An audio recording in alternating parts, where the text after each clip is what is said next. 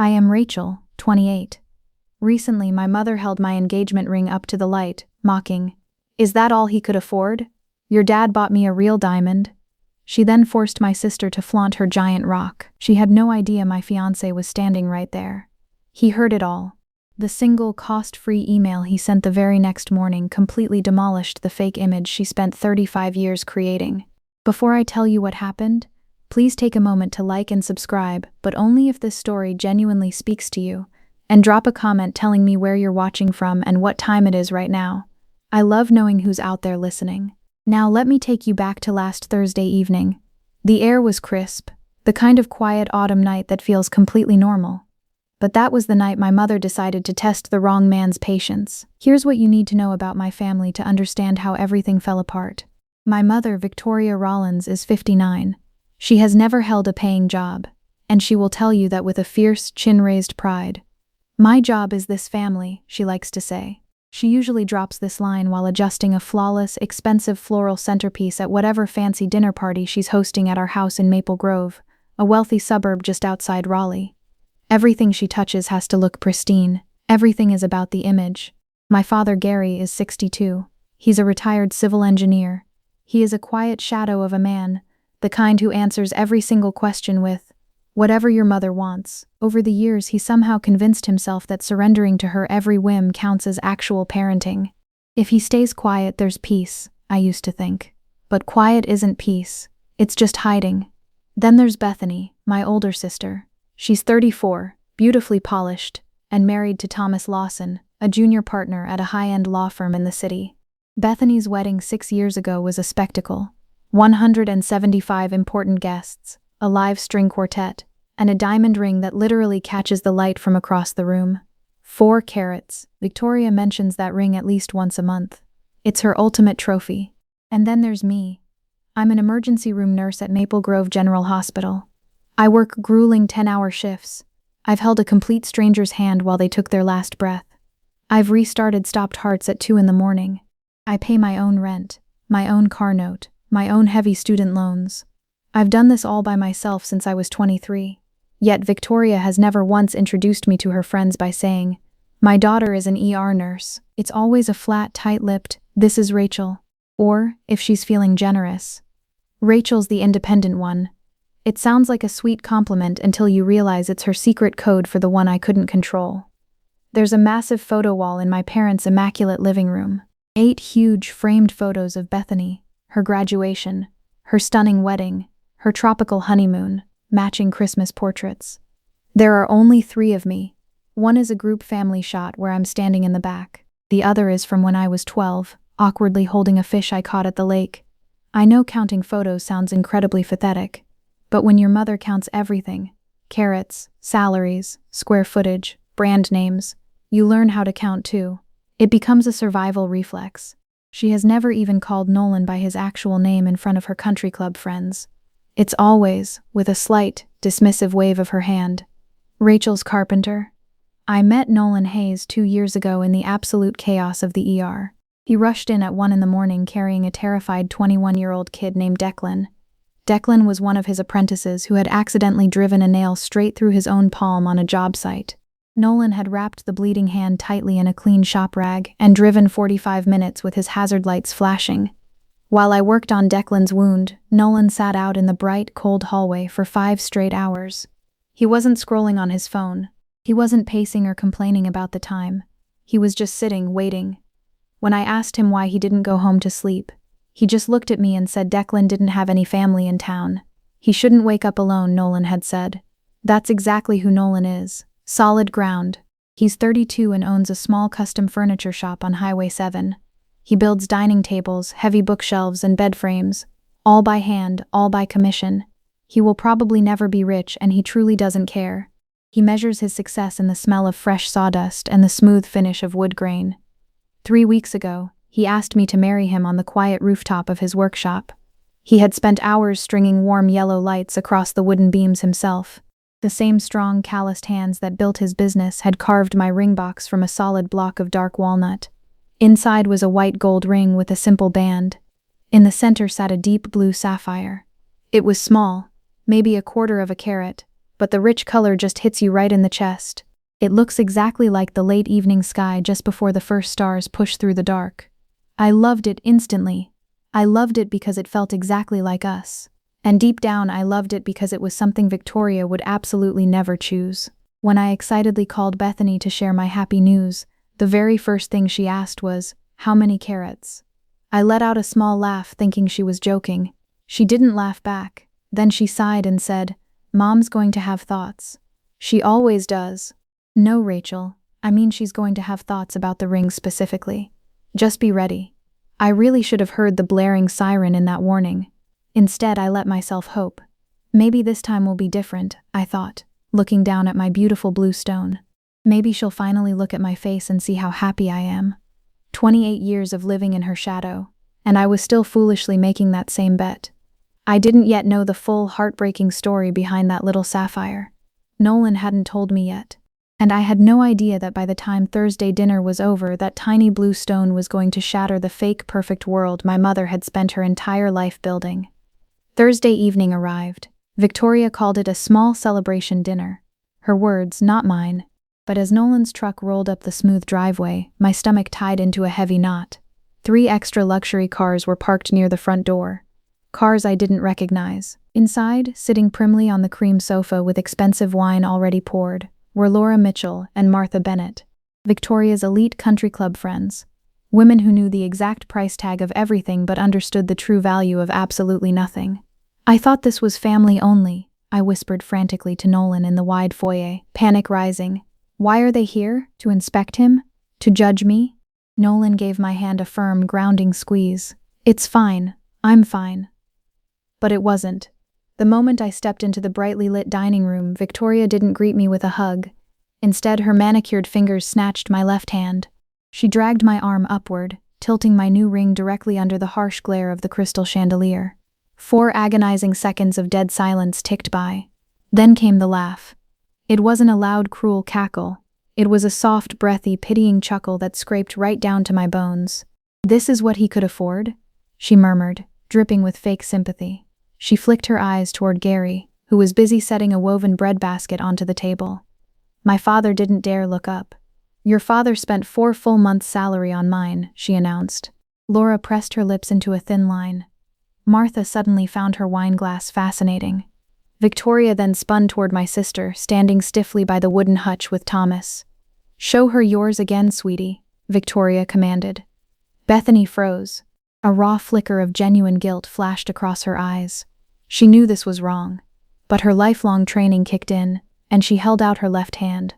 The massive 4-carat diamond caught the overhead lights, throwing tiny, arrogant rainbows across the spotless tablecloth. Victoria smiled. It was the deeply satisfied smirk of a woman winning a game nobody else understood. I instinctively yanked my hand back, tucking my little sapphire beneath the table.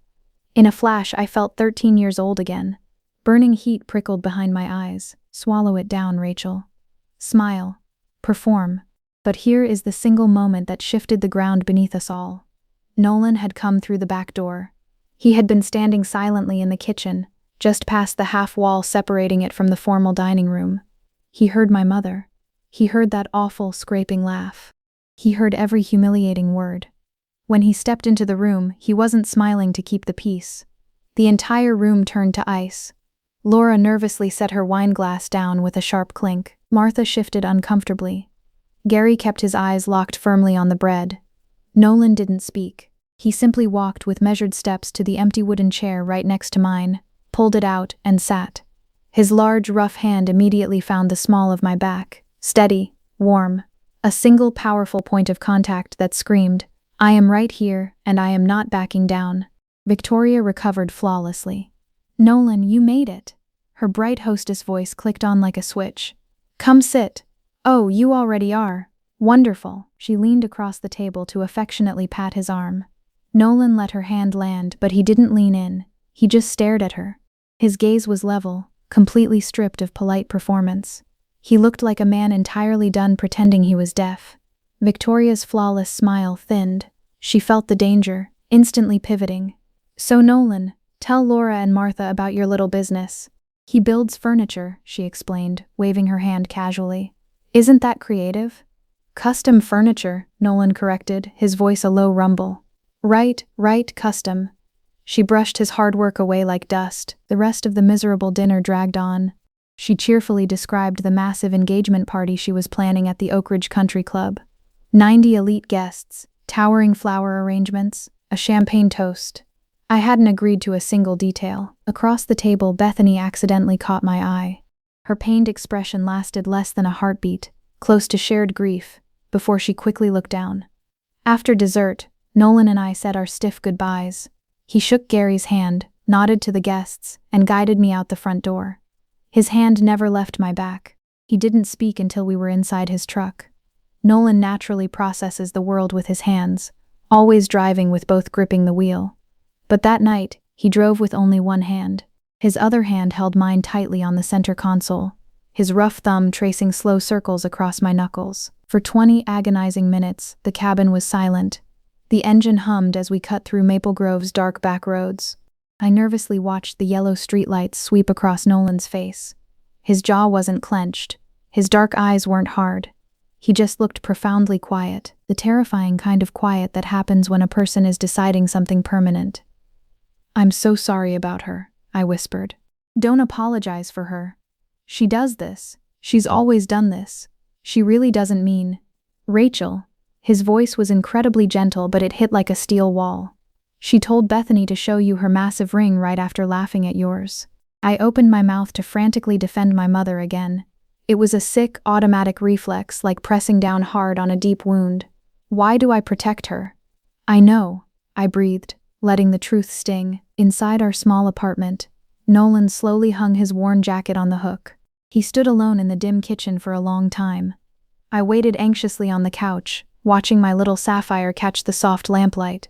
Then he walked over and sat down directly next to me, close, knee to knee. Has she always been exactly like this? The question landed like a heavy stone dropped into still water. 5 years of awkward dinners, and Nolan had never once asked the question that plainly. "Yes," I whispered. He nodded slowly, just once. He looked down at the tiny blue ring, then back up to my face. "Okay," he said softly. But okay didn't mean he was letting it go. It meant he had made his choice, and what my mother decided to do at 7 o'clock the very next morning would force a reckoning none of us were prepared for. Friday morning hit with a heavy gray chill. At exactly 7 o'clock, Nolan left for his workshop. I stayed in bed, assuming he just needed the quiet hum of his saws to clear his head after the disaster of last night. An hour later, the heavy front door of our apartment flew open. It hit the wall with a loud thud. Nolan stood in the narrow entryway. His face was like a thundercloud. His jaw was clenched so tightly a small muscle ticked violently near his ear. He didn't even pause to take off his work boots. He marched straight into the small kitchen and slammed a tiny velvet box down onto the counter. "Your mother was just at my shop," he stated. His voice was deadly quiet, carrying a razor edge I had never heard before. "What?" My heart started hammering against my ribs like a trapped bird. "Victoria? Why? Why would she go there? His shop is his sacred ground." Nolan reached out and flipped the little box open. Sitting inside was a massive, gaudy, incredibly fake cubic zirconia ring. It had to be 3 carats at least. It looked like cheap glass. "She offered me a blank check, Rachel," Nolan said, his dark eyes blazing with a cold, controlled fire. "She showed up at dawn, handed me this insulting piece of glass, and told me she would completely fund my business expansion. Her only condition? I had to make you wear this fake ring for the fancy engagement party photos." I stopped breathing. The kitchen floor suddenly felt like it was tilting beneath my feet. "She actually looked around my shop," Nolan continued, his voice dropping lower, "and called my grandmother's Sapphire an embarrassment to her social standing. She tried to buy my pride so her country club friends wouldn't whisper about her behind her back. She didn't just insult me at dinner. She invaded his sanctuary. She treated the man I loved like a peasant she could easily bribe. Any remaining illusion I had about my mother being well-meaning completely died in that exact second." Nolan turned and made coffee with sharp, angry, precise movements. He firmly set a warm mug in front of me and leaned his back against the counter. "Before I call her," he said softly, "I want to ask you something." "Okay. If a terrified patient came into your ER and told you her mother said those exact words about her husband in front of guests, and then secretly tried to bribe him with a fake ring, what would you tell her?" I stared down at the white steam curling off my black coffee. I instantly knew the clinical answer. I had said it dozens of times to trembling women sitting on stiff hospital gurneys, clutching their purses with red eyes, desperately trying to convince me their home life wasn't that bad. I'd tell her it is emotional abuse, I whispered. Nolan didn't nod. He didn't say, "I told you so." He just kept his steady gaze locked on me. I absolutely refuse to let our future daughter grow up thinking her mother's worth is measured by a piece of jewelry, he declared. Those words broke something massive loose inside my chest. I started to cry. But it wasn't from sadness. It was the overwhelming, crushing relief of finally hearing someone else say the ugly truth I had known for years but never let myself think. "What are you going to say to her?" I asked, wiping my wet cheeks. "The absolute truth. I'll give her one fair chance to make it right." By 9 o'clock, I was sitting frozen on the couch while Nolan dialed his phone from the kitchen. The speaker was off, but our place is so small I could hear every single word clearly. "Good morning, Mrs. Rollins. Do you have a minute?" "Of course, sweetheart." Victoria's voice poured through the receiver. It was dripping with performance-level warmth. "What's on your mind?" "Last night I clearly heard what you said about Rachel's ring, and this morning I saw exactly what you think of my integrity." A heavy pause stretched over the line. 2 seconds. 3.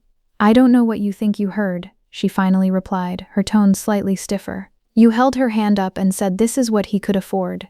Then you offered me a blank check to replace it." "Nolan, honey, that was obviously a joke. Rachel is just far too sensitive. She always has been." "You immediately asked Bethany to show off her diamond right after." Nolan pushed back, unyielding. A longer, thicker pause followed. I faintly heard the sharp clink of Victoria setting down a ceramic mug. It was the exact sound a person makes when they suddenly realize the conversation isn't following their script. Then came the shift. The predictable toxic pivot to playing the victim. "I have done nothing but welcome you into this family with open arms." Her voice climbed a full dramatic octave. "And this is how you repay my kindness? Calling to accuse me?" "I'm not accusing you of anything. I'm simply repeating what you did. If my own daughter has a problem with me, she can tell me herself." "She has," Nolan stated firmly. "For 28 years you just haven't listened." The line went completely dead. 4 seconds, 5, 6, then a sharp click. She hung up on him. I stared in disbelief at the black phone in Nolan's hand. He gently set it on the counter. There was no proud triumph on his face. No explosive anger either. Just the remarkably steady expression of a man who kindly opened a door and calmly watched someone slam it shut. Exactly 45 minutes later, my own phone buzzed loudly. "Victoria." I cautiously picked up, fully expecting loud tears, maybe even a grudging, half-hearted apology. Instead, I got a sharp, military command. "You need to control your fiancé before he completely destroys this family." "Mom," he called to talk things out. "You hung up on him." "He viciously attacked me, Rachel. At 9 in the morning on a Friday. He just repeated your exact words back to you. 'I am your mother.'" Her voice plunged into that dark, heavy register, the specific tone designed to instantly end all arguments and demand obedience. "I shouldn't have to defend my actions to a carpenter." The word landed like a slap. Carpenter. She spat it out the way someone talks about a pest or a dirty stain on a rug. "Mom, you publicly laughed at my ring in front of your country club friends." "I was surprised. There is a huge difference. I only compared it to your dad's salary because I want better for you."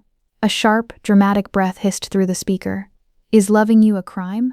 I tightly closed my eyes. Here it is, the never-ending cycle. She hurls an insult. You react with hurt. She magically reframes the insult as deep love. And suddenly, twistedly, you are the terrible person apologizing for bleeding.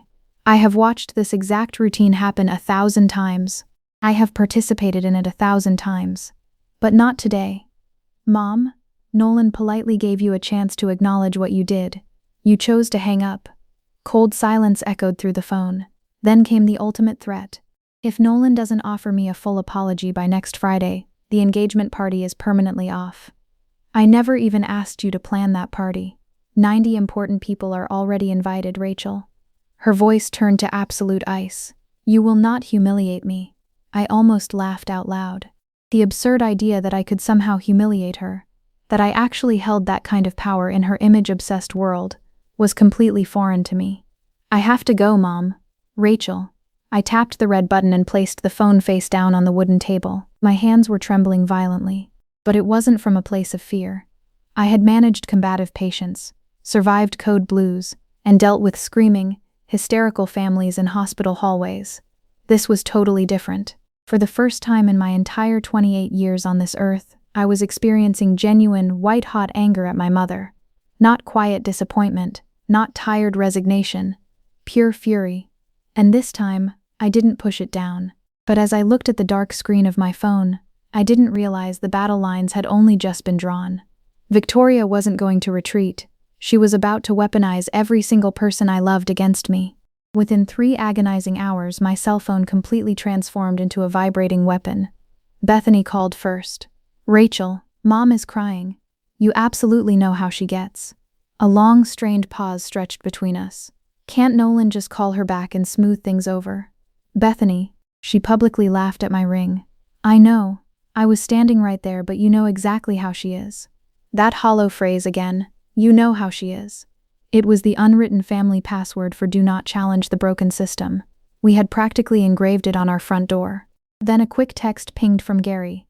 "Sweetheart, your mother is incredibly upset right now.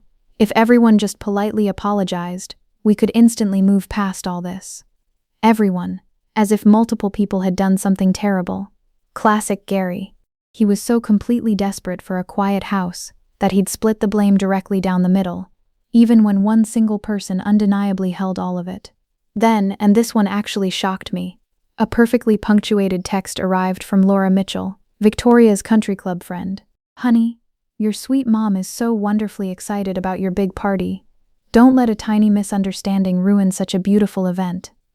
I stared down at Laura's glowing message for a long time. Victoria hadn't just cried in her bedroom. She had immediately called her club friends before she'd even spoken to her own husband.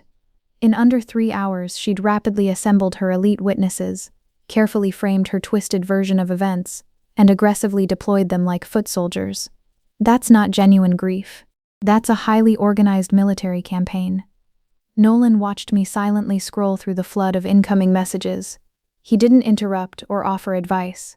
He just calmly set a fresh cup of hot coffee down in front of me and pulled out the chair across the wooden table. I was about to shut my phone off completely when I quickly scrolled past something else entirely. An old, forgotten text thread with Bethany from 3 chaotic Christmases ago.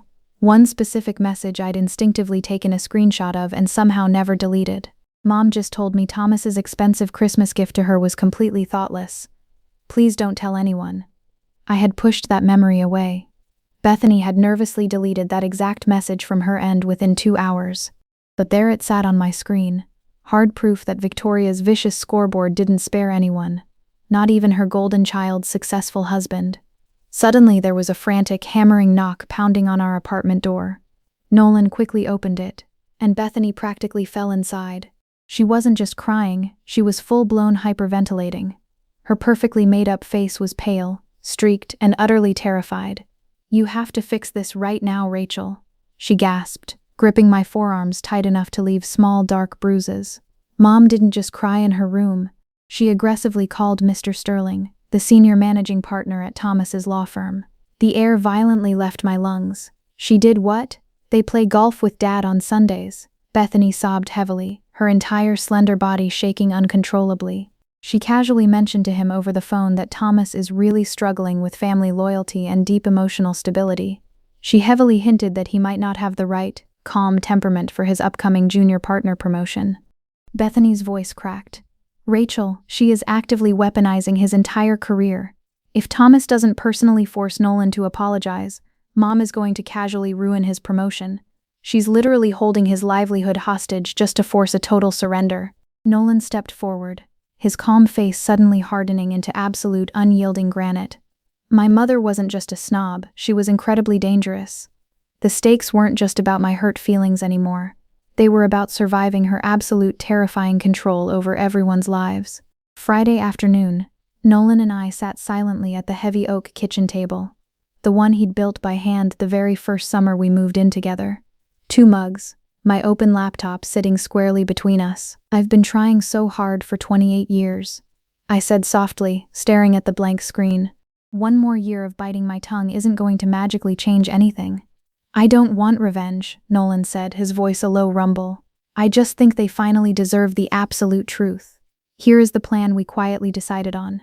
Nolan would write one email, addressed directly to Victoria and heavily copied to Gary, Bethany, and Thomas. 4 crucial points. First, a clear, unflinching account of exactly what Victoria said at that dinner table.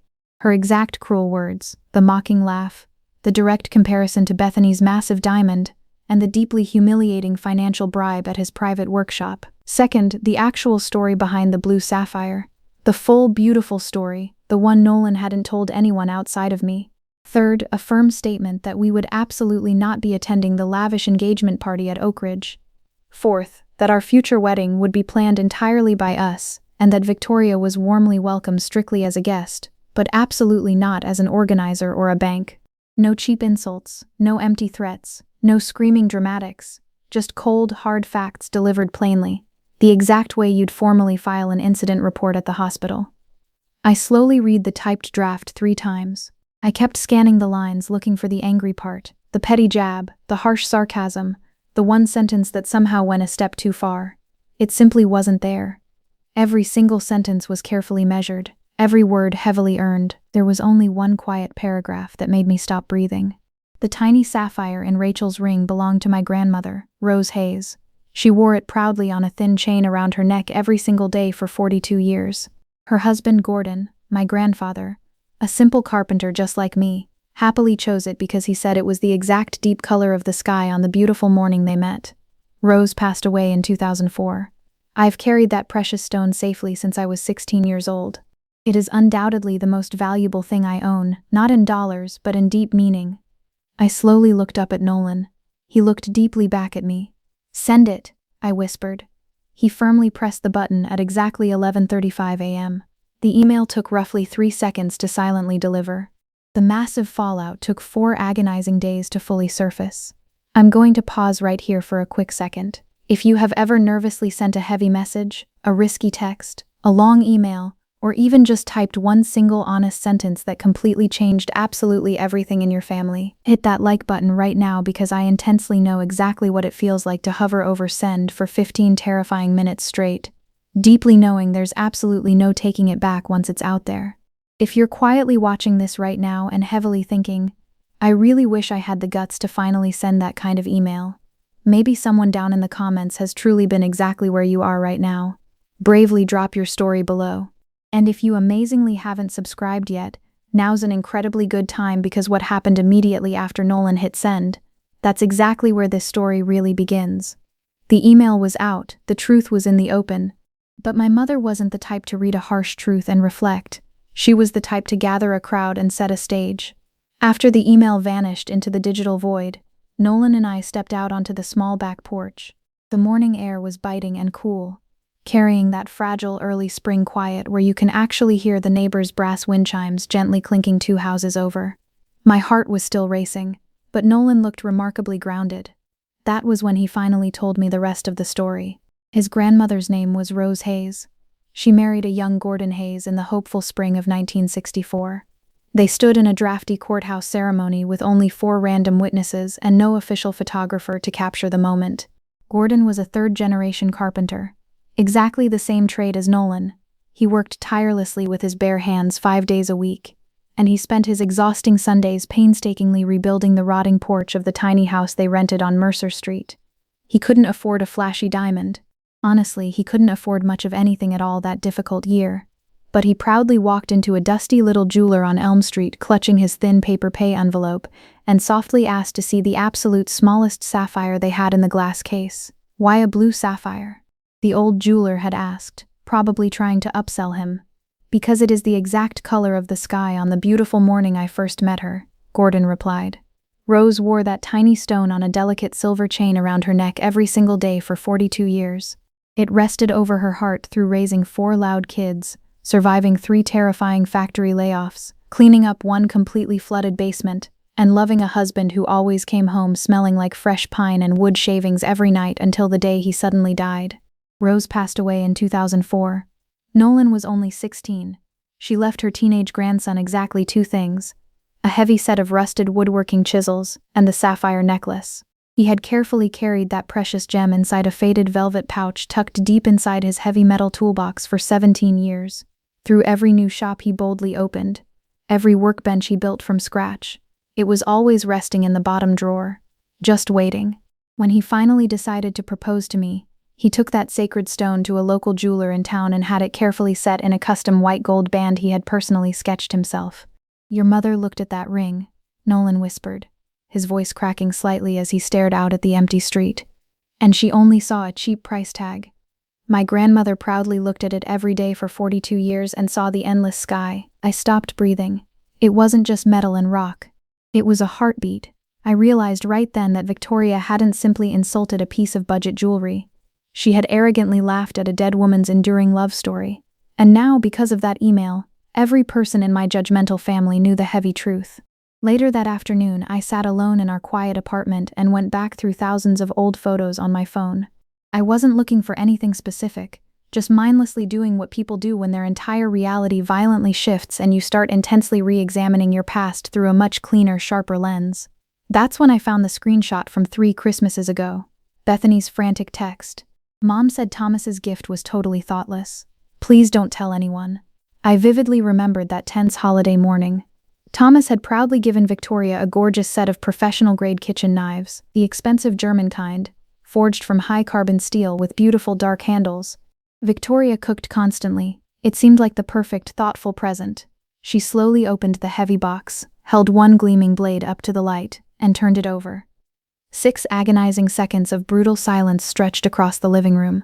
"Well," she finally sighed, her tone dripping with passive-aggressive disappointment, "I suppose it is the thought that actually counts." Then she deliberately looked right at Gary. "Your father generously got me a luxury trip to Charleston." Thomas's face instantly went red, not a bashful, embarrassed flush, but the deep, burning red of a grown man violently swallowing something bitter he knew he would taste for years. Underneath the festive table, Bethany desperately grabbed his shaking hand and whispered a single, terrified word. "Don't." I remember foolishly thinking at the time that Thomas was just being overly sensitive, that Victoria was merely being her usual difficult self, that stressed families just say messy things during the busy holidays. Sitting safely on my couch now, 2 long years later, I saw the ugly truth clearly. Victoria didn't just reject Thomas's gift, she publicly ranked it.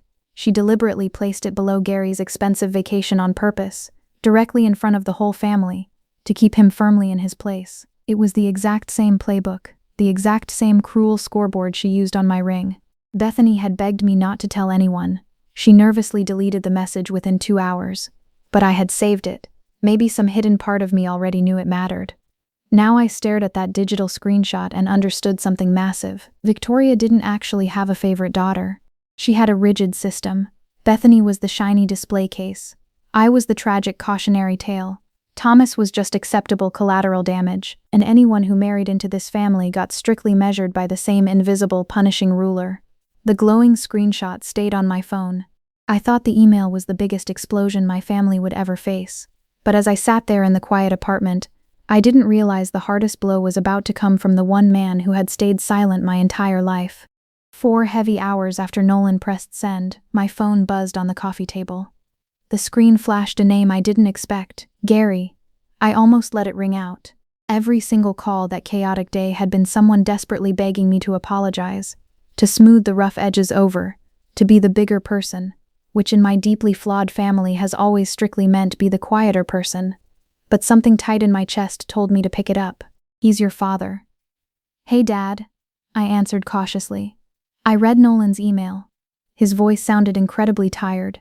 It wasn't an angry kind of exhaustion, but a much deeper, bone-aching kind, the kind of silent weariness that has been secretly building behind closed doors for decades.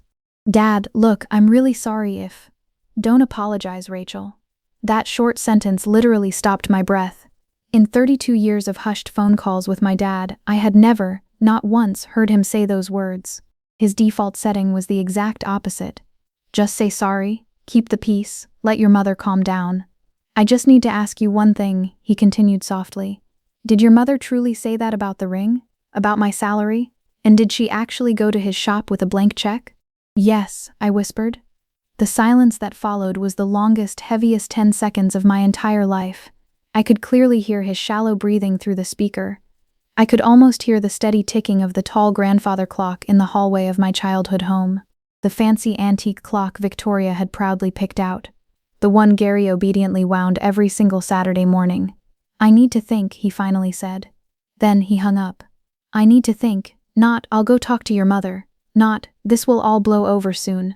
From a passive man who hadn't independently processed a family conflict in 3 long decades, those 4 simple words felt like a massive earthquake. 2 hours later, Victoria called. Her tone was completely different now. Frigid, sharp, heavily controlled. "Did you send that awful email?" "No, Nolan did." "It's the exact same thing." "No, it's not the same thing, Mom. Your father won't even speak to me," she snapped, her voice trembling with rising panic. "He's been sitting out in the cold garage since lunch. Are you perfectly happy now?" I didn't answer that. The painfully honest truth, that a tiny, exhausted fraction of my soul was relieved, felt way too complicated to say out loud. "Happy has absolutely nothing to do with this," I replied evenly. "The truth just has real consequences." She abruptly hung up without another word. Tuesday arrived, 4 tense days before the massive party. I had to stop by the upscale Oak Ridge Plaza to pick up a basic prescription. That's exactly when I ran into her. Evelyn Mercer, the reigning, undisputed queen of the local country club board, and my mother's fiercest social rival. Evelyn's sharp eyes practically lit up with predatory glee the second she spotted me near the pharmacy counter. "Rachel, darling," she purred, tightly grabbing my hands with suffocating fake warmth. "I am just so terribly sorry to hear about your messy little situation. Your poor mother is frantically running all around town telling absolutely everyone your carpenter boy is just a quirky artist. She's trying so hard to cover up the sad fact that he can't afford a real diamond. It's honestly exhausting watching Victoria try to glue her perfect little illusion back together." Evelyn leaned in uncomfortably close, her pale eyes glittering with venomous delight. "We all secretly know she's terrified of being exposed as ordinary." I quickly walked out of that plaza with my chest burning hot.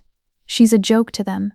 My mother wasn't just a controlling tyrant inside our home, she was a total laughingstock to the very elite people she worshipped. I realized right then, I wasn't just fiercely fighting Victoria. I was battling the toxic, plastic, status-obsessed world she built her entire worth upon. And I completely refused to let a snake like Evelyn Mercer have the sick satisfaction of watching our family break. Later that night, a cheerful message dropped into the main family group chat. Victoria had deliberately added Laura and Martha to the private thread, which instantly told me everything I needed to know about who this fake performance was actually for. The engagement party for Rachel is wonderfully still on for Friday at Oak Ridge. There's been a very small misunderstanding, but this strong family always works things out. Can't wait to celebrate together. I read the glowing text twice, then a third time in pure disbelief. She completely ignored my boundary. She hadn't mentioned the explosive email. Instead, she was making a massive bet. She was confidently betting that I would obediently show up because 90 important people fully expected me to be there. She assumed I would fold the exact way I always folded, because the steep social cost of public defiance would simply be too high. Nolan slowly read the screen over my tense shoulder. "She's using the crowd as a weapon," he noted quietly. "If you don't show up, she gets to play the victim and tell 90 wealthy guests you're an ungrateful daughter who selfishly ruined her own beautiful party." He was entirely right. That was the invisible trap. Show up and submit, or stay home and become the villain in her twisted story. I immediately dialed Bethany. "Did you see Mom's crazy text?" "Yeah," a nervous pause. "She told me everything was finally resolved." "Bethany, absolutely nothing is resolved. I explicitly told her we are not coming." Another pause. Much longer this time. "But you apologized," she mumbled. I let that heavy lie sit in the air. I let Bethany truly hear the painful weight of what she had just blindly repeated. "She lied to you, Bethany." I clearly heard my sister exhale a shaky breath. It was the distinct sound of someone whose soft, comfortable reality had just been violently ripped out from under her feet. "I didn't know," she whispered. "I know you didn't," I replied gently. "So, what are you going to do?" she asked. I looked up at Nolan. He was casually leaning against the kitchen counter, his strong arms crossed, refusing to decide this for me. He was just waiting, trusting my strength. "We are going to show up," I stated firmly. Bethany went totally quiet. "But not to blindly play along," I added. If she actually behaves, it will be fine, but if she pushes me, I am absolutely done pretending. Friday morning finally dawned, the day of the grand party. I stood silently in front of my bathroom mirror and slipped on a simple, fitted navy blue dress. No flashy jewelry, no dangling earrings, no pearl necklace. I wanted every single person in that massive room to only see the sapphire ring. Nothing else to distract them. Nolan wore a crisp white button-down shirt and dark pressed slacks. He had meticulously ironed them himself. When he casually rolled his sleeves up to the elbow, I could clearly see the fine, fading scars on his forearms from years of hard woodworking. They were tiny silver lines that beautifully mapped a genuine life built with his own 2 hands. We didn't talk much during the tense drive to the Oak Ridge Club. Our plan was incredibly simple. Go. Be present. Be endlessly gracious. If Victoria kept it civil, we would peacefully match her energy. Nolan's email had already bravely said everything that truly needed saying behind the scenes. This wasn't about maliciously making a huge public scene. But if she dared to push, if she foolishly used the microphone, the large crowd, or the champagne toast as a weapon, then I would finally respond calmly and with the absolute truth. Once Nolan reached across the wide console and warmly squeezed my trembling hand at the very last red stoplight before the fancy club entrance. "We are not going in there to win a fight," he said softly, his dark eyes locking onto mine. "We are just going in there so we never have to hide again." I gave a small nod. My chest felt incredibly tight, but my cold hands were remarkably steady. My ER training was finally kicking in. When a medical situation turns critical, your body instinctively knows exactly how to get completely quiet. But as the heavy glass doors of the Oak Ridge Country Club swung open and I saw the sea of 90 expectant faces turn our way, I realized my mother was already standing at the podium, gripping the microphone with a terrifyingly triumphant smile. The Oak Ridge parking lot was packed tight. I nervously counted the cars out of sheer habit, an old childhood tick to calm my nerves. 60, maybe 70 expensive vehicles glinting under the street lamps. Victoria had aggressively filled the room. Through the heavy glass doors, I could see towering white floral arrangements drowning every table, a massive silk banner strung across the back wall, and crystal champagne flutes catching the blinding overhead light. The banner read, "Congratulations, Rachel and Nolan." But right underneath, in slightly smaller, elegant script, the exact kind of petty detail only Victoria would demand, it read, "Hosted by Victoria and Gary Rollins." Her name came first, of course. It always did. Nolan held the heavy door open for me. I took a deep breath, and we walked in. 90 faces immediately turned toward us. And standing right behind the wooden podium, already clutching a microphone like a weapon, stood my mother. Victoria intercepted us at the velvet-roped entrance like a slick diplomat blocking enemies at the border. She swooped in and hugged me, but her thin arms held on just a beat too long. It was the precise kind of theatrical embrace designed entirely for an audience. Over her sharp shoulder, I saw Laura and Martha watching closely from the nearest table, their wine glasses already half empty. "You look beautiful, sweetheart," Victoria whispered into my ear. Then, dropping her pitch so only I could hear the venom, "Smile, don't you dare ruin my night." She abruptly released me and spun toward Nolan, flashing her full wattage, terrifying hostess smile. "Nolan, I'm so glad you came. Come in, come in." For the next agonizing 25 minutes, Victoria proudly orbited the crowded room like a glittering satellite, forcefully steering every single introduction. She presented Nolan to her wealthy friends the exact same condescending way every single time. "This is Nolan, Rachel's fiancé. He builds furniture. Isn't that creative?" Creative. She dropped that word 5 times in 25 minutes. Each time, she used the exact same sugary inflection, the one that technically sounds like a sweet compliment, but sits bitterly in your mouth like a cheap consolation prize. I watched the guests' faces as they shook Nolan's calloused hand. Most of them smiled politely. A few nervously glanced at me with something that felt horribly like pity. When people politely asked to see my ring, Victoria instantly stepped in before I could even extend my arm. "It's a sapphire," she would announce loudly. "Very unique. Not everyone goes traditional, and that's perfectly fine. Perfectly fine." 2 little words that have never once meant fine in the entire history of the English language. Under the heavy linen tablecloth, Nolan's rough hand found mine, his thumb pressed firmly against my sweaty palm. Steady, grounding.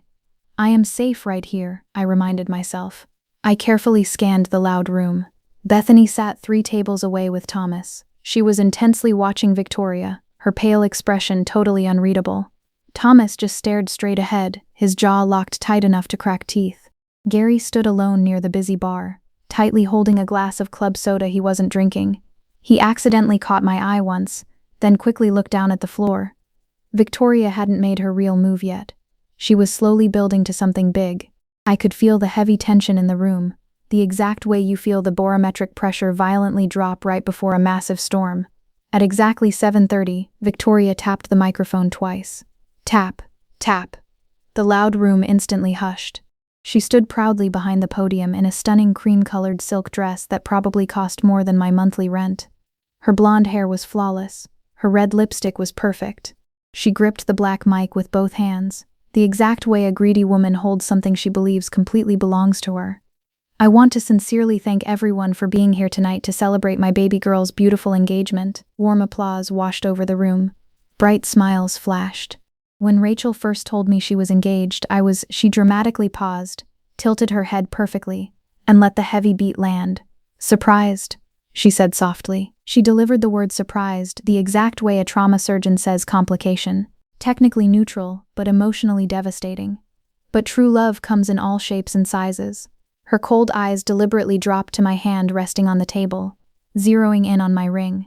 And sometimes, all budgets, a harsh ripple of uncomfortable laughter echoed. Laura quickly covered her mouth. A wealthy man at the far table chuckled, then abruptly stopped when his wife sharply elbowed his ribs. Victoria pressed on, her voice as smooth and cold as silk dragged over marble. I raised both my girls to aim incredibly high. Bethany married a brilliant man who gave her the absolute moon. She gestured grandly toward Bethany and Thomas. Thomas didn't move a single muscle. Rachel found someone who graciously gives her handmade furniture. She paused again, letting the insult breathe in the stale air. And honestly, that has its own quirky kind of charm. The giant room was completely quiet now. But it was the wrong kind of quiet. The awful shifting silence that happens when 90 people suddenly realize they are witnessing a car crash they will eagerly gossip about on the ride home. Victoria raised her crystal glass high. To Rachel and Nolan, may you build something sturdy. A few scattered glasses awkwardly went up. Most guests hesitated, looking around. Thomas's glass stayed firmly on the table. Bethany's shaking hand was frozen halfway in the air. I slowly looked at Nolan. His handsome face was completely calm. Still, he met my burning eyes and gave a single small nod. It wasn't permission, it was pure recognition. This is the moment, you already know what you have to do. I calmly set my water glass down, pushed my heavy chair back, and stood up tall. 90 people instantly stared at me. I felt the blistering heat of every single pair of eyes. The giant chandelier hummed faintly above us. A glass clinked somewhere near the distant bar. Otherwise, dead silence. Thank you, Mom, for that toast. My voice didn't waver, not even a fraction. Working 10-hour shifts in a chaotic ER teaches you exactly how to speak clearly when absolutely everything inside you is violently shaking. I'd like to quickly add something, if that's okay. Victoria's victorious smile instantly froze in place. She couldn't object. Not in front of her 90 elite witnesses. She stiffly stepped aside from the wooden podium with a gracious fake nod that completely failed to reach her panicked eyes. I didn't step up to take the mic. I didn't need it. The massive room was quiet enough, and my steady voice naturally carried on its own. The little sapphire in this ring originally belonged to a woman named Rose Hayes. I proudly held up my left hand. The deep blue stone caught the bright overhead light. It didn't sparkle like a giant diamond. It didn't throw scattered, flashy rainbows. Instead, it glowed with a single, deep, unbreakable light, like the rich color of the sky right before nightfall. She wore it proudly for 42 years. A soft murmur moved through the wealthy crowd. People physically leaned forward in their chairs. Her husband, Gordon, Nolan's grandfather, was a hard-working carpenter. He couldn't afford a flashy diamond back then, so he carefully chose a sapphire the exact color of the sky on the beautiful morning they first met. I looked down at Nolan. He was looking up at me with an expression I will carry safely in my heart for the rest of my life. It was a mix of swelling pride, deep love, and the quiet steadiness of a good man who completely trusts you. I absolutely know this ring isn't 4 carats. I didn't glance at Bethany. I didn't need to. But it carries 42 long years of a beautiful marriage that truly lasted. and I wouldn't trade it for anything else in this entire room. Suddenly, the horrifying screech of microphone feedback pierced the quiet room. Victoria lunged wildly across the podium, her perfectly manicured hands literally clawing the air for the mic I wasn't even holding. "Stop it," she hissed loudly, her flawless face contorted into a terrifying mask of pure, unfiltered panic. "You are ruining me." She angrily raised her hand, aiming to physically shove me away from the center of the floor. The entire crowd let out a shocked gasp, but right before her hand could land on my shoulder, a massive, heavy grip clamped down hard onto her slender wrist. It was Gary, my quiet, invisible father, the man who hadn't raised his voice in 36 years. He violently yanked Victoria's arm down with a terrifying, absolute force. "Let her finish, Victoria." Gary's voice boomed through the dead silent room, cold and sharp as cracked ice. "Do not say another word." Victoria instantly froze, the pale color completely draining from her face as she stared up at her husband in pure shock, suddenly recognizing a strong man she could no longer control. The heavy silence that followed was totally different from the one after Victoria's cruel toast. This new silence had massive weight, the good kind of weight. Then slowly, from the very back of the room, a woman stood up. Hazel Carter. She was 72 years old and had been a fierce country club board member since before I was even born. She proudly raised her crystal glass high. "To Rachel and Nolan," Hazel said clearly, "and to Rose." 45 glasses immediately went up, then 55, then the entire rest of the room. Victoria slowly, shakily raised hers last. Her hand trembled violently. The grand party ended the exact way parties always end when something incredibly real has just happened. Quickly, and with way too many polite handshakes. People filed out the doors in hushed clusters. I stood near the exit shaking hands, graciously accepting warm hugs from wealthy women I barely knew who gently squeezed my arm and whispered things like, "That was incredibly lovely, dear, and you've really got a good one there." Martha Bennett, who had been sitting right at the dinner table where this whole nightmare started, actually stopped right in front of me. She took both my hands in hers and smiled. "Your grandmother-in-law sounds like she was something incredibly special," she said. She said it directly to me, not to Victoria. Victoria was standing a mere 6 feet away, and Martha deliberately walked right past her without a glance. That tiny shift in geography told the entire story. Once the large room finally cleared out, Victoria angrily cornered me in the narrow hallway right outside the dark coat check. Her flawless mask was completely ripped off. No bright hostess smile, no warm fake inflection, just her bare face. Stripped, tight, and furiously angry. "Are you finally satisfied?" she spat. "You just completely humiliated me in front of 90 important people." "Mom, I didn't say a single negative word about you up there. I only talked about my beautiful ring. If everyone in that room secretly knows your toast was aimed to hurt me, then maybe what you said was far worse than what I said." Her mouth opened, closed, and quickly opened again. I calmly watched her brain frantically cycle through 3 different defensive responses before finally landing on her classic default threat. "Your father will hear all about this. Dad already read Nolan's email, Mom. He's known the whole truth since Tuesday." Something huge violently shifted behind her panicked eyes. A lifelong calculation instantly crumbling to dust. She hadn't known that Gary had read the message. Or, if she had, she arrogantly assumed he had already sided with her the exact way he always did. Before she could even sputter a response, Gary slowly appeared in the dimly lit doorway. He looked at Victoria the exact way a tired man looks at a bumpy road he's blindly driven 1,000 times and is suddenly seeing with perfect clarity. "Victoria," he said firmly, "we need to talk the second we get home." No yelling volume, no bitter edge, just a firm sentence from a man who, for the very first time in 36 years, was not going to tell her that everything was perfectly fine. Victoria stared at him in horror. Then she silently picked up her expensive coat and walked out to the dark parking lot without saying another word. The grand engagement party was officially over, and my mother's glass castle had completely shattered. But the biggest shock of the entire night didn't come from my parents' silent war. It came hours later, from the one perfect sister who had spent her entire life desperately following the rules. At exactly 11 o'clock that night, the apartment was completely silent except for the steady drumming of the shower down the hall.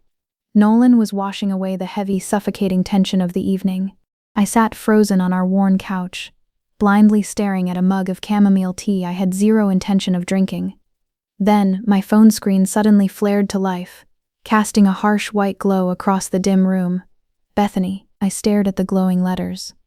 I almost let it ring out into the dark. Every single call from my older sister over the past agonizing week had been some frantic variation of, "Please just smooth it over, Rachel." Why is she calling now? To scold me again? But something deep inside my gut, maybe the exact same sharp instinct that made me screenshot her desperate text 2 years ago, told me to pick up the line. "Hey," I answered cautiously. "Hey." Her voice sounded entirely different. It was incredibly quiet, stripped bare. Gone was the glossy, performative calm she usually wrapped around our family conflicts like thin tissue paper over broken glass. "Thomas read Nolan's email," she breathed out. "I know he was quiet at the party, but he hasn't said a single word all evening." A shaky breath shuddered through the phone speaker. "Rachel, that never happens. Thomas is a litigator. He always has something to say." I waited, let the heavy silence work. I didn't rush to fill the gap or comfort her. "Do you remember Christmas 3 years ago?" Bethany asked softly. "Thomas's gift, the kitchen knives." "I remember. Mom told me afterward, privately in the kitchen." Bethany's voice cracked. She coldly said if Thomas were a real provider, he would have given me something I could proudly show my friends. "He's a junior partner, Rachel. He bills $450 an hour." And she told me his beautiful gift wasn't good enough to display. I firmly pressed my free hand against the soft couch cushion. "You texted me about it." "I know. I deleted it immediately." "I didn't." Total silence followed. Then came a sound I almost didn't recognize. Bethany, the perfectly composed one, the polished diamond, the flawless daughter who absolutely never cracked, was crying. Deep, ugly, chest-heaving sobs. "I genuinely thought I was the favorite," she wept. "I thought I was safe. But I wasn't the favorite, Rachel. I was just the one who blindly obeyed. And that is not the same thing." I tightly closed my eyes. 28 years of feeling completely invisible and unloved. And here was Bethany, sobbing into the phone, finally admitting that being seen by Victoria wasn't the glorious prize I always thought it was. The golden child's cage wasn't freedom, it was just much shinier. "Thomas desperately wants to meet Nolan," she whispered, wiping her nose. "He wants to sit down with the only person in this toxic family who actually had the guts to say the truth out loud." Saturday morning arrived with a cool, refreshing breeze. I drove to the busy grocery store on Cedar Avenue, the one with the fantastic produce section and the absolute nightmare of a parking lot. I was quietly standing in the bright aisle, mindlessly comparing 2 red tomatoes when a crisp voice spoke right over my shoulder. "Rachel Rollins." I spun around. It was Hazel Carter, the regal woman who had proudly stood up at the country club and boldly toasted Rose. She was casually holding a wire basket with 2 yellow lemons and a bag of flour, dressed perfectly like she was heading straight to church. "Mrs. Carter, good morning." I stood up straight, suddenly feeling like a kid. "I want you to know something," she said, setting her heavy basket down on the shiny floor. She looked at me directly. Hazel is the kind of fierce woman who makes strong eye contact feel exactly like a firm handshake. "Your brave speech last night was the most genuine, beautiful thing I have heard inside that stuffy club in 25 years." I honestly didn't know what to say to that, so I just whispered, "Thank you." "I've known your mother a very long time," she continued, lowering her voice slightly. "She's incredibly talented, she is highly organized, and she puts on a visually stunning event. But last night, what she said during that toast, people truly noticed." I felt my stomach instantly tighten into a hard knot. "What are people saying?" Hazel tilted her elegant head. "Nobody is calling her a bad person, if that's what you're secretly worried about. They are saying she seemed completely out of touch. And in our specific social circle, dear, that label is far worse." She was entirely right. In the wealthy, image-obsessed country club world, being called cruel is just considered dramatic and highly temporary. But being branded out of touch is a quiet, permanent death sentence. It strictly means you have completely lost the room. "Your mother frantically called me yesterday morning," Hazel added softly. "She desperately wanted to explain her side of things. I simply told her there was absolutely nothing left to explain. What she proudly said at that wooden podium was clear enough for everyone." She picked up her wire basket and gently patted my arm. "Honey, In this gossipy town, people quickly forgive all sorts of terrible mistakes. But publicly laughing at a dead woman's sacred wedding ring, that kind of ugliness sticks. She walked gracefully toward the busy checkout lines. I stood frozen in the bright produce aisle, still holding a single tomato. For the very first time, I clearly understood that Victoria's flawless world, the fake kingdom she had aggressively built on shallow appearances and brutal comparisons, was finally starting to notice the massive, unfixable cracks. By Monday afternoon, the heavy dust had somewhat settled. I stopped by my parents' sprawling house unannounced, to quickly pick up a dusty cardboard box of old childhood photos I wanted to use for my actual wedding. Gary slowly answered the heavy front door. His tired eyes were rimmed with bright red. It wasn't the look of fresh crying, but the hollow, bruised look that only comes from 2 solid nights of terrible sleep and way too much heavy thinking. "Is Mom here?" I asked cautiously, stepping onto the porch. "Upstairs." He said the single word the exact way a person says closed. No further elaboration, no warm invitation to come inside and visit. He silently handed me the heavy photo box from the hall closet. Then he just stood there in the doorway, holding the thick oak door half open, looking at my face like he was desperately searching for permission to finally say something he had painfully rehearsed. "Rachel." "Yeah, Dad. I am so incredibly sorry." I blinked hard. Gary Rollins does not apologize. Gary Rollins says, "Let's just move on and let it go," or, "Your mother really means well." He had spent 36 entire years acting as a silent human buffer between Victoria's cruelty and absolute reality. A genuine apology simply did not exist in his limited vocabulary. "Sorry for what?" I asked, my voice barely a whisper. "For 28 years of watching her do this to you." He paused, his tight jaw working hard to hold back emotion. "And for constantly telling you it would somehow be fine." I set the heavy cardboard box down on the concrete porch step and threw my arms around him.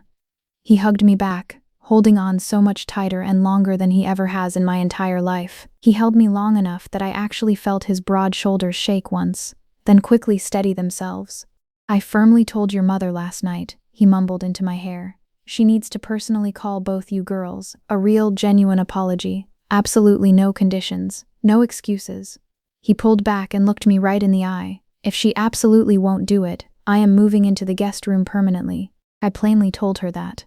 My jaw dropped slightly. "What did she say?" "Nothing at all. She just turned around and walked upstairs." "When was that?" "Friday night. It has been 2 full days." Victoria Rollins, the hypersocial woman who literally could not sit alone in a quiet room for 20 minutes without aggressively calling someone to chat, had been silently hiding upstairs for 48 straight hours. I slowly picked up the heavy box of faded photos and looked up at the second-floor master bedroom window. The expensive blinds were drawn tightly shut.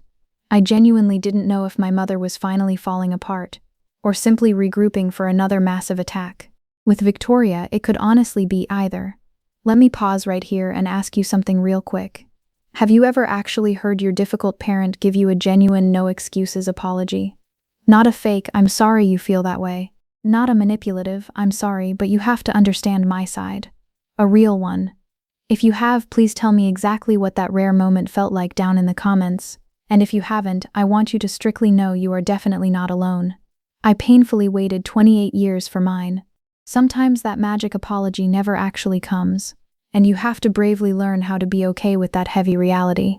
If this deeply personal story is hitting way too close to home right now, share it with someone who desperately needs to hear it today.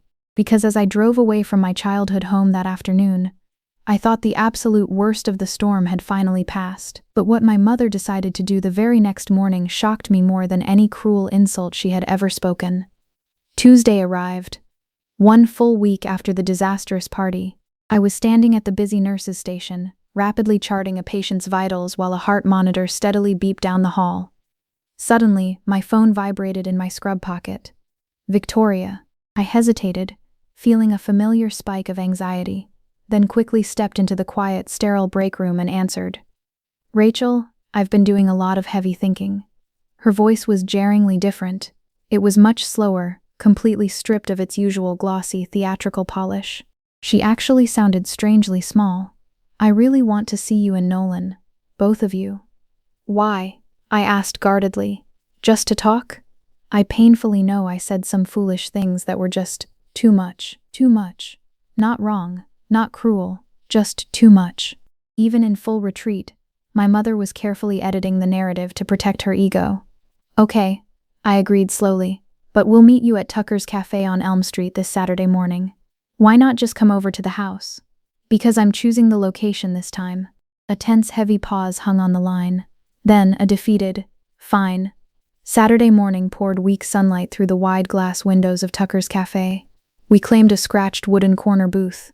Victoria had actually arrived first. I spotted her luxury sedan in the cramped lot when Nolan and I pulled in.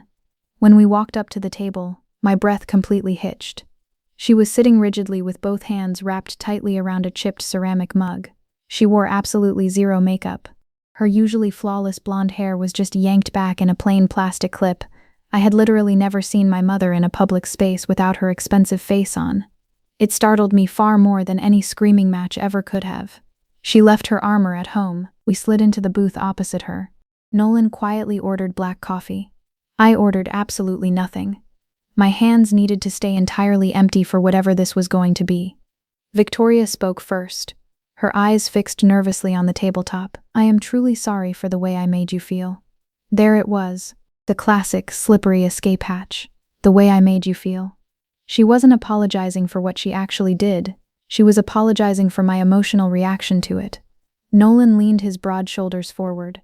Mrs. Rollins, can I respectfully ask, what specifically are you sorry for? She blinked, clearly caught off guard.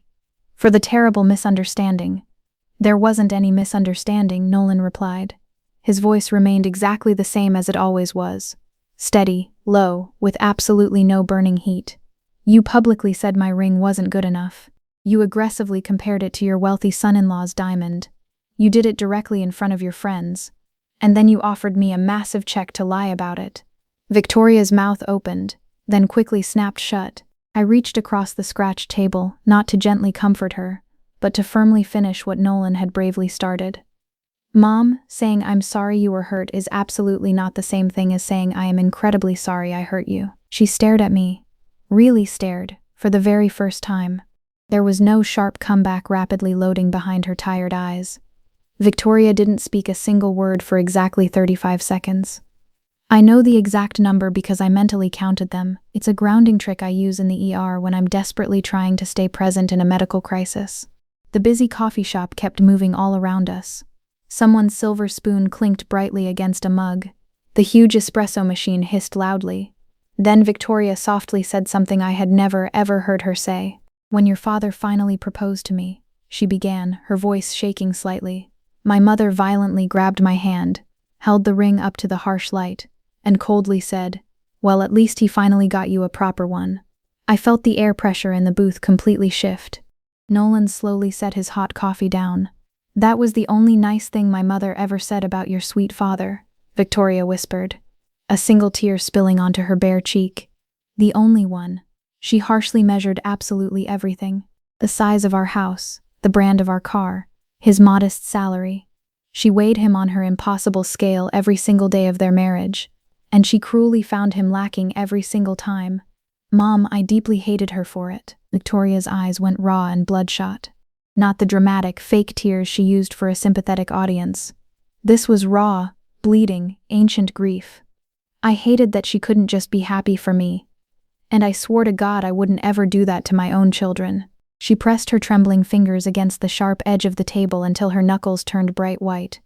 But that diamond ring was the one single thing she ever approved of, and I blindly held on to that. I latched onto the toxic idea that an expensive ring proved I'd done something right in my life. I held on to that lie for 36 years. She looked up at me, completely shattered. I didn't even realize I had slowly turned into her. Two women laughed loudly at the pastry counter, completely oblivious to the intergenerational ghost that had just been dragged out into the daylight at our table. Nolan spoke first, his tone incredibly gentle. I am deeply sorry about your mother, Mrs. Rollins. Victoria looked at him. She really looked into his dark eyes, maybe for the absolute first time since the day they met. You are much kinder than I ever gave you credit for. I slid my hand across the table and held my mother's shaking fingers. Mom, I finally understand exactly why you think the twisted way you do. But I am not Grandma. And Nolan is definitely not Dad. She nodded slowly. No defensive walls, no sharp pivot. I just need time, she choked out.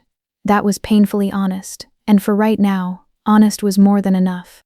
Before we slid out of that cramped booth, I calmly said what I had originally come to say. I spoke the exact way I speak to a scared patient's family when the news is deeply serious and the fragile moment requires absolute clarity. Mom, here is exactly how this works going forward. This wedding is fully ours. Nolan and I plan it alone. We pay for it completely. You are warmly invited as a beloved guest, and I truly want you sitting there. But you are not the organizer. You do not pick the venue, the flowers, or the guest list. She didn't interrupt. She just listened. Second, the brutal comparison stopped today. No more measuring Nolan against Thomas. No more silently ranking our gifts, salaries, or rings. If it ever happens again, I will turn around and leave immediately. No debate. Nolan placed his large hand flat on the wooden table. I gently placed mine right on top of it.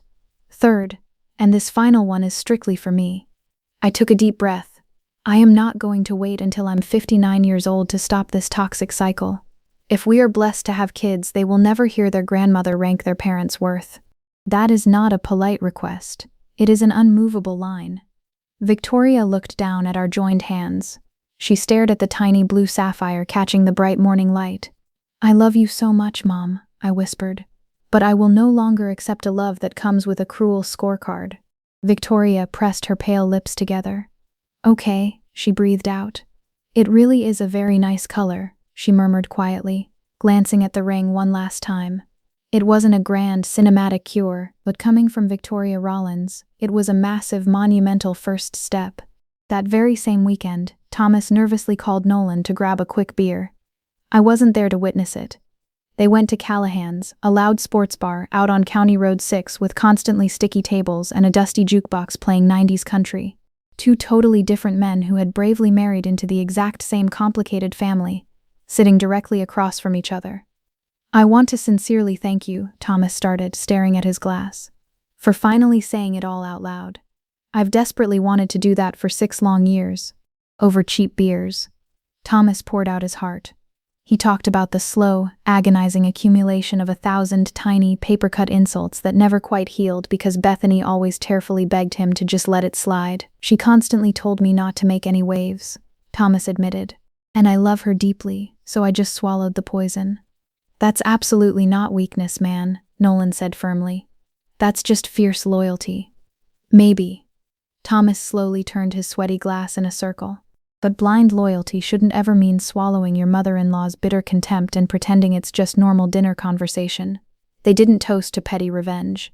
They quietly clinked glasses to something much deeper.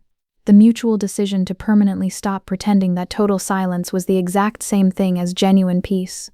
When Nolan came home and told me about his quiet beer with Thomas, I sat with the weight of it for a long time.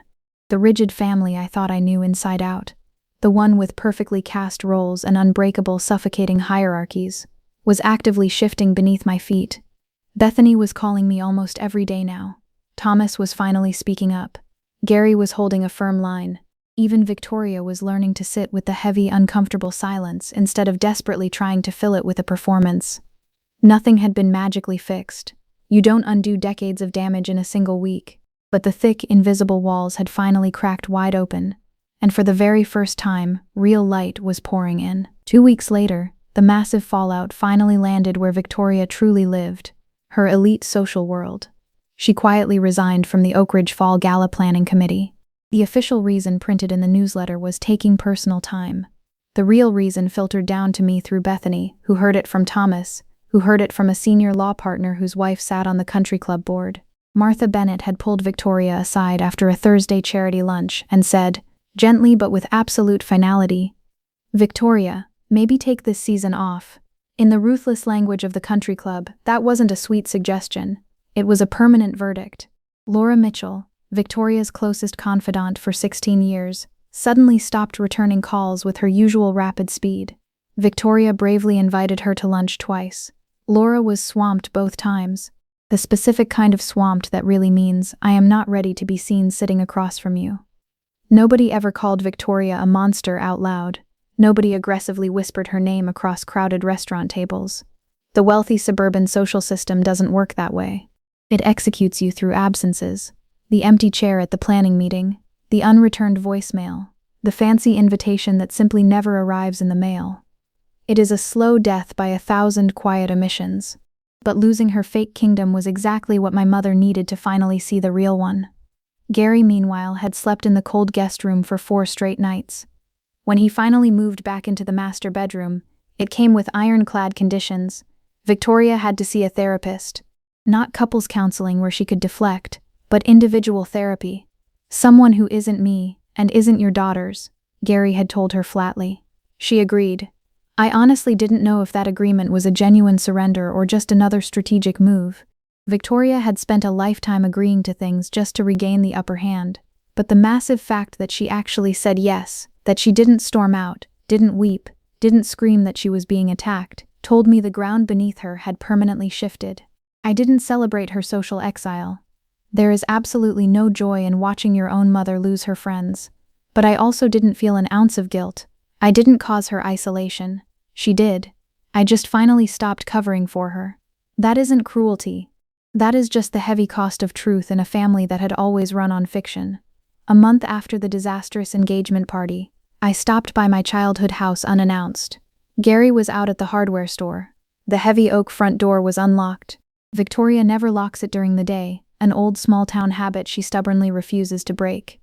I walked in and found her alone in the massive kitchen. She was standing at the expensive gas stove, slowly stirring a large pot of something with her back to me. The radio was off. The television was totally silent. There was only the soft, rhythmic sound of a wooden spoon moving through thick sauce. She didn't turn around when my shoes squeaked on the tile. She just stared at the bubbling pot and quietly said, "There's enough for 2 if you want." I slowly sat down at the granite kitchen island. She turned and set a warm bowl in front of me without any theatrical presentation. Penne with her signature red sauce.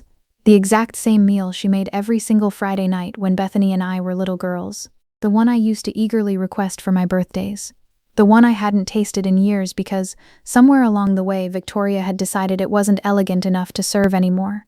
She sat directly across from me with her own bowl. We ate in total silence for a long time. The rich sauce tasted exactly the way my childhood memories felt. Heavy garlic, fresh sweet basil, a tiny kick of heat right at the back of your throat. I missed this, I thought, my chest tightening. I missed her. "Mom," I said softly, setting my fork down. "I don't know exactly what things are going to look like between us going forward, but I want you to know I'm not going to disappear." She stopped chewing. She carefully set her silver fork down on the napkin and looked up at me. Her blue eyes were painfully hollow. "You should," she whispered. "I deserve it." "You deserve to be called out," I replied, my voice steady but incredibly gentle. "You don't deserve to be abandoned. Those are 2 totally different things." Her sharp chin trembled. Just once. Just barely. And then she forcefully steadied it.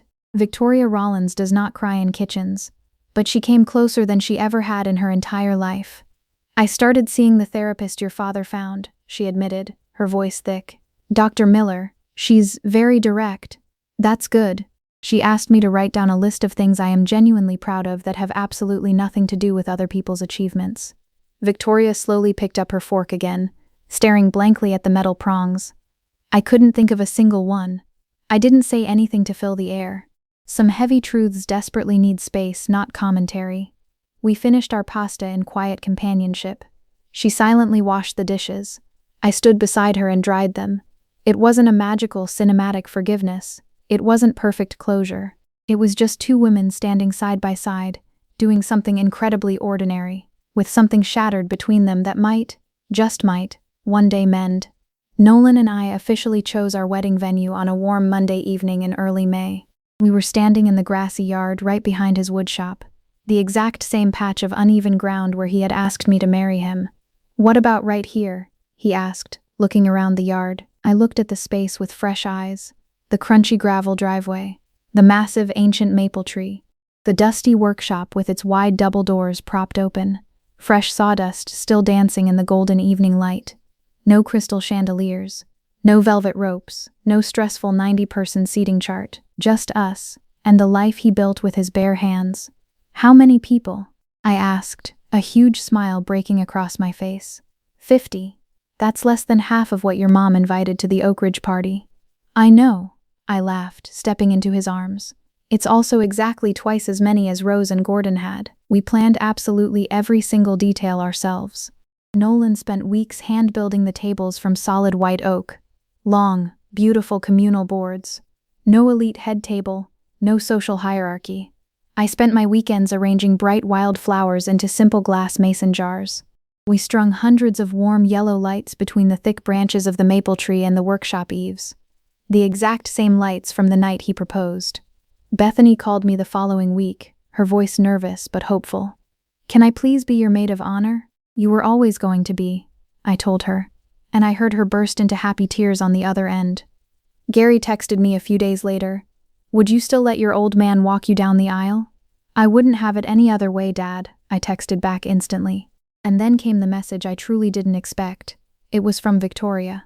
No dramatic phone call, no grand sweeping speech, just a simple text, 3 lines long. "Do you need help with anything for the wedding?" 8 words, no passive-aggressive suggestions, no controlling opinions.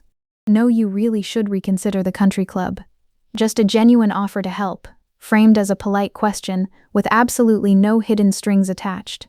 From anyone else on earth, it would have been ordinary. From Victoria Rollins, it was a massive, groundbreaking revolution. I stared at the screen, my heart pounding, and typed back, "You could bring your pasta." 3 gray dots appeared, disappeared, appeared again. I held my breath, terrified she was typing out a massive critique about how pasta was too cheap for a wedding. Then her reply came through. "Okay." 1 single word. No follow-up. No, "but pasta at a wedding is highly unusual." No, "are you absolutely sure you don't want the fancy caterer I used for Bethany's?" Just "okay." I screenshotted that text. I will probably keep it for the rest of my life. I want to be totally honest with you for a minute. Not storyteller honest. Not the kind of fake honesty where I wrap everything up with a neat little bow and tell you my family is perfectly healed forever. The real kind.